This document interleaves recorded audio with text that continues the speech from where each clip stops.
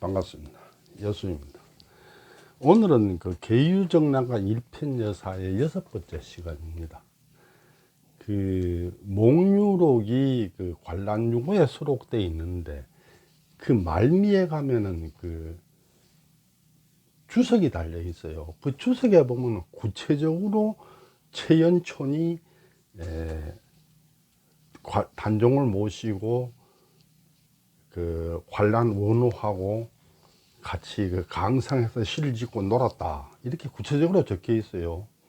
그 외에도 이제 몇 군데 그 연총과 관련된 기록이 많이 있습니다. 그런데 그 기록을 보면은 조금 그 디테일이 부족해요. 왜냐, 전주채 씨하고 원조연 씨하고 그렇게 깊이 있게 그 교류가 있질 않았는 거죠. 그러니까 원조원 씨 따로 기록이잖아요. 전주채 씨 따로 기록이 전해가다 보니까 두 개가 서로 좀 안 맞는 부분들이 있어요. 저는 그게 오히려 더 확실한 증거다, 그렇게 봅니다.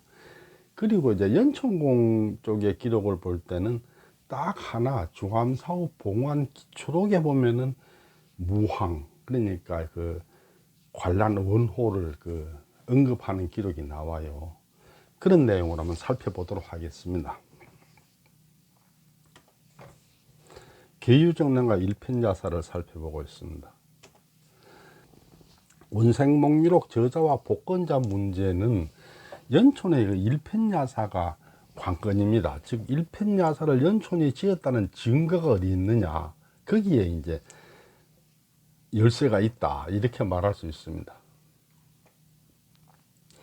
그리고 이제 주인공 원자허는, 이게 자허가 관란의 그 무황의 호이기 때문에 이 뭐 이름을 숨기기 위해서 뭐 자허라 했다 그러면은 그는 무황을 모함한 거가 되기 때문에 말이 안 되는 소리고, 이것은 무황이 자기 이름을 사용해서 쓴 자전소설이다, 이렇게 봐야 되겠죠.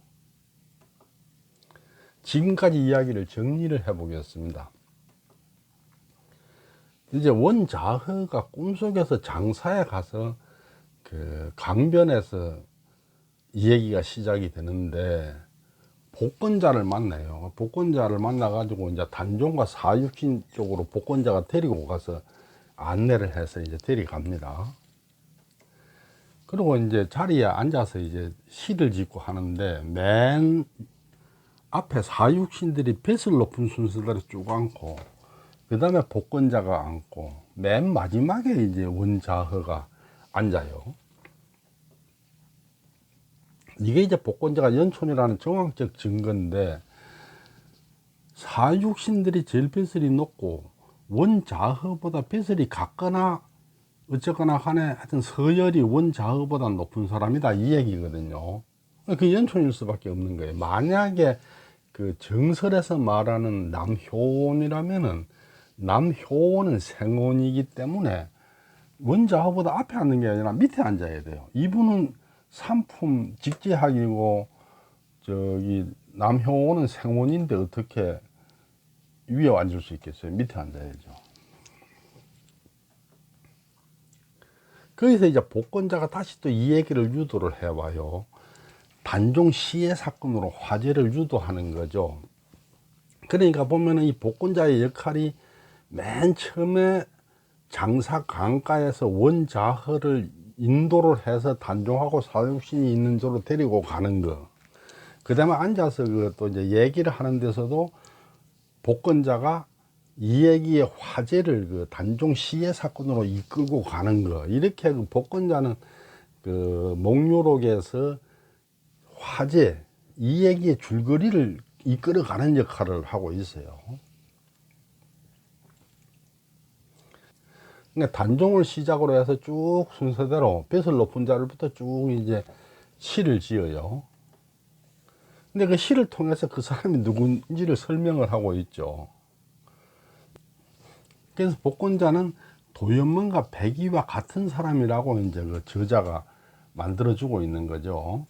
이게 복권자는 도연명과 같은 사람이고 백이와 같은 사람인데, 도연명의 은퇴와 백이의 은퇴는 달라요. 도연명의 은퇴는 그냥 스스로 분수를 지키겠다고 귀거래사를 쓴 사람이고, 백인은 무왕이 상나라를 무너뜨리고 주나라가 천자가 되는 데 대해서 저항해서 물러난 사람이기 때문에 두 사람은 성격이 다르죠. 그러니까 복건자가 일편야사를 지었기 때문에 도연명과도 같고 백이하고도 같다, 이렇게 되는 거죠. 이게 이제 결국은 연촌이 일편야사를 지었다는 증거예요. 만약에 연촌이 일편야사를 안 지었다면 도연명하고는 같으나 백이하고는 다르죠. 이제 그 다음에 이 얘기가 이제 쭉 전개가 돼 나갑니다. 목유록에서.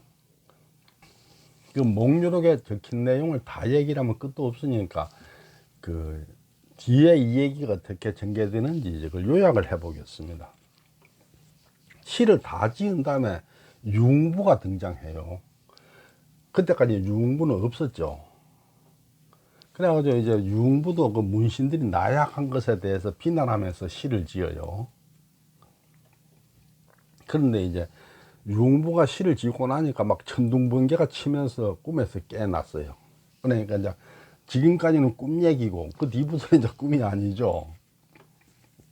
그게 이제 일어나가지고 원자허가 매월거사, 친구 매월거사를 찾아가서 꿈 얘기를 해요. 여기서 이 매월거사도 놓고 뭐 황당한 얘기가 많아요. 좀 이따 제가 뒤에 설명드리겠습니다만은. 그런데 이제 거기에 대해서 매월거사가 꿈에 대해서 논평을 하게 되죠. 이제 그런 줄거리로 끝이 납니다.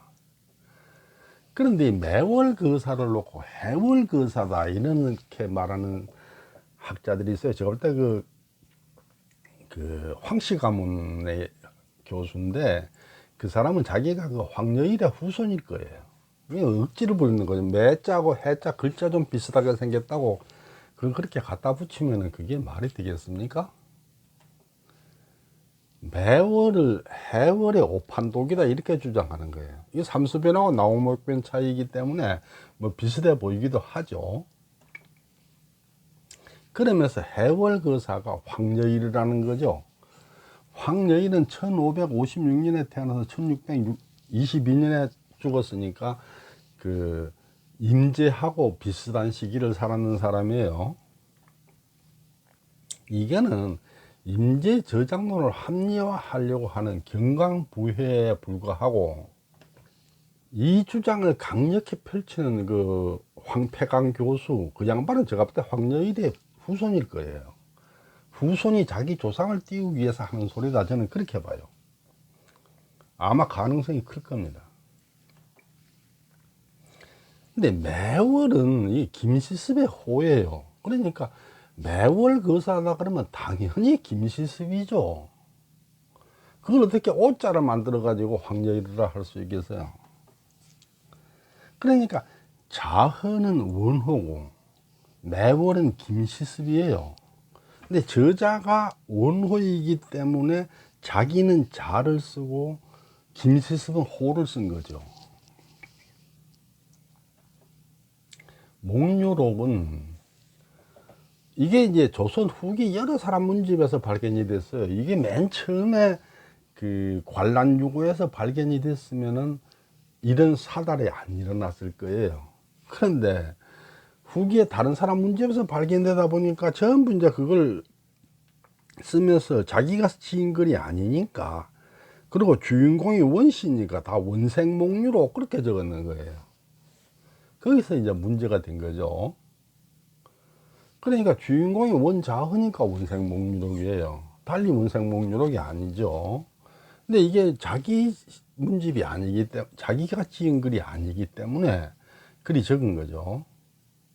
근데 이게 원자허, 자허는 원주원씨 족보에서 증명이 되는 무황의 자예요.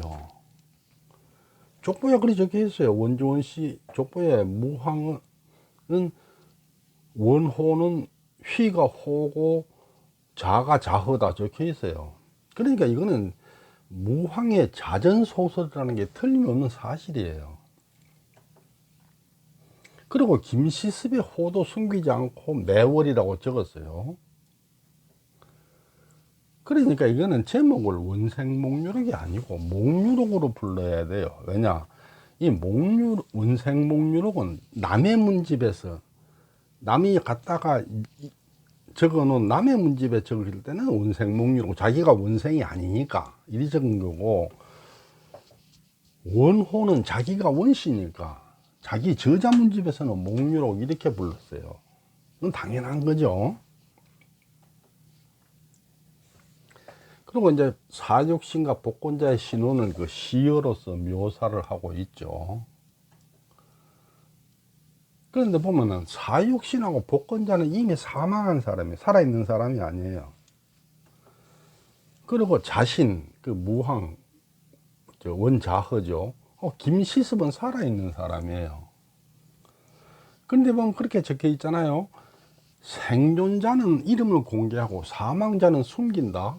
이게 좀 이상하죠. 거꾸로 사망자를 공개하고 생존자 이름을 숨겨야 이게 숨기는 가치가 있죠. 근데 이건 그런 개념이 아니고 운율을 통해서 독자의 관심을 유도하고 있는 거예요. 만약에 이걸 쓰면서 사유신 개개인의 본명을, 복권자 본명을 적었다면은 독자들이 별로 관심을 안 가지죠. 그러니까 그걸 숨김으로 해서 독자의 관심을 유도했다, 이렇게 봐야겠죠. 결국은 사육신 복권자는 이미 사망한 사람인데 자신하고 김시습 살아있는 사람의 이름을 밝혔어요. 자허허은이라는 이게 허구라는 것을 증명하고 있는 거죠. 영상이 너무 길어 여기에서 잘랐습니다. 나머지는 다음번에 올리겠습니다.